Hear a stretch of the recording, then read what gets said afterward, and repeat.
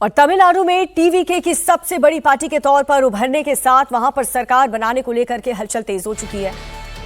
कांग्रेस राहुल गांधी ने टीवीके प्रमुख से फोन पर बात की और उन्हें जीत की बधाई दी, जिसके बाद अटकलों का बाजार गर्म हो चुका है। अब सवाल यह है कि थलापति विजय किस पार्टी के समर्थन लेंगे और कांग्रेस से समर्थन लेते हैं फिर भी 5 सीटें उन्हें कम पड़ेगी। इसीलिए एआईएडीएमके से गठबंधन को लेकर के भी कयास लगाए जा रहे हैं।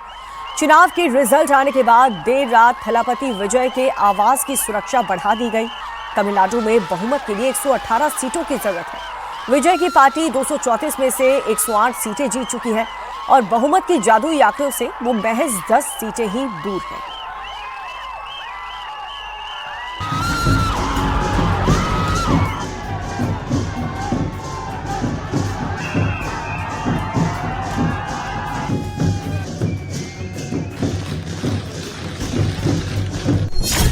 तमिलनाडु में चला सुपरस्टार विजय का जादू।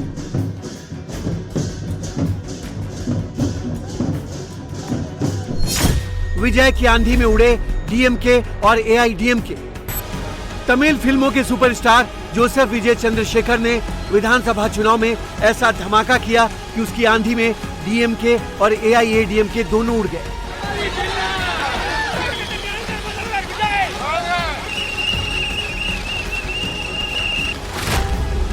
विजय ने 60 साल के बाद तमिलनाडु में द्रविड़ राजनीति का अंत कर दिया और नए नायक बनकर उभरे हैं। राजनीति में अमूमन ऐसा देखने को नहीं मिलता।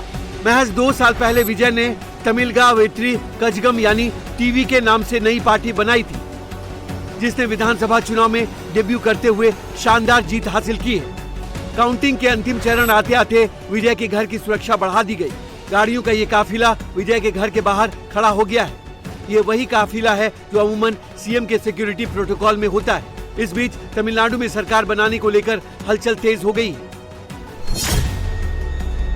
तमिलनाडु में बहुमत के लिए 118 सीटों की जरूरत है, जिसमें विजय की पार्टी 108 सीटें जीत चुकी है और बहुमत के जादुई आंकड़े से सिर्फ 10 सीटें दूर है। कांग्रेस के पास तमिलनाडु में 5 सीटें हैं। कांग्रेस के समर्थन के बाद भी 5 सीटों की जरूरत पड़ेगी। विजय के पिता एस चंद्रशेखर कांग्रेस को टीवीके के साथ गठबंधन का खुला ऑफर दे चुके हैं। इसलिए चुनावी नतीजों के बाद राहुल गांधी ने विजय से बात करके उन्हें बधाई दी। इस बातचीत की जानकारी साझा करते हुए राहुल गांधी ने सोशल मीडिया पर लिखा कि मैंने थिरू विजय से बात की और उन्हें टीवीके के शानदार नतीजों पर बधाई दी। ये जनादेश युवाओं की बुलंद आवाज को दर्शाता है, जिसे नजरअंदाज नहीं किया जा सकता और न ही किया जाएगा। मैं दोहराता हूं कि कांग्रेस पार्टी तमिलनाडु और पुडुचेरी के लोगों की रक्षा और सेवा करना जारी रखेगी। ये भी सवाल उठ रहे हैं कि क्या विजय डीएमके या एआईएडीएमके का समर्थन ले सकते हैं। हालांकि डीएमके के साथ गठबंधन की संभावना बहुत कम है, क्योंकि उनकी पूरी चुनावी रैलियां भ्रष्टाचार और परिवारवाद के खिलाफ थी, जिसका निशाना डीएमके था। विजय की पार्टी टीवीके ने 234 सदस्यों वाली तमिलनाडु विधानसभा में 108 सीटें हासिल की है। डीएमके ने 59 सीटें जीती, जबकि एआईएडीएमके ने 47 सीटों पर सफलता पाई है। वहीं कांग्रेस को 5 और पीएमके को 4 सीटें मिली है। खुद विजय ने 2 सीटों पर जीत हासिल की है। वो पेरंबूर और त्रिची ईस्ट से चुनाव लड़ रहे थे और दोनों ही सीट पर उनको कामयाबी मिली है। दूसरी ओर सीएम स्टालिन अपनी ही सीट नहीं बचा पाए। डीएमके की खास सीट मानी जाने वाली कोलाथूर सीट से उन्हें टीवीके के कैंडिडेट वीएस बाबू ने करीब 9000 वोटों से हराया। इस सीट से स्टालिन लगातार 3 चुनाव जीत चुके थे। हैरानी की बात यह है कि पहली बार चुनाव लड़ने वाली टीवीके को करीब 35% वोट मिले हैं, जबकि 24% वोट शेयर के साथ डीएमके दूसरे नंबर पर है और उसे 59 सीट मिली है। एनडीए में शामिल एआईएडीएमके और बीजेपी को मिला दें तो इन्हें भी डीएमके के बराबर ही यानी 24% वोट और 48 सीटें मिली हैं। इनमें से 47 सीट एआईएडीएमके ने और 1 सीट बीजेपी ने जीती है। दरअसल चुनाव अभियान के दौरान विजय लोगों को समझाने में कामयाब रहे कि द्रविड़ राजनीति और भाषा के विवाद से कोई फायदा नहीं है, उससे किसी का भला नहीं होगा। साथ ही उन्होंने परिवारवाद से निकलने और परिवर्तन का नारा दिया, जिस पर नौजवानों और महिलाओं ने पूरा भरोसा किया। यही बात पीएम मोदी ने विधानसभा चुनाव के परिणाम आने के बाद कही। आज देश का हर राज्य भी एक दूसरे से लड़कर नहीं, एक दूसरे के साथ मिलकर आगे बढ़ना चाहता है। इन चुनावों ने इस संदेश को भी बहुत स्पष्ट किया है। बंगाल, तमिलनाडु और केरल में जिन 3 सरकारों को जनता ने सत्ता से बाहर किया, उनकी एक समान पहचान थी, विभाजन की राजनीति। यही उनकी पहचान थी।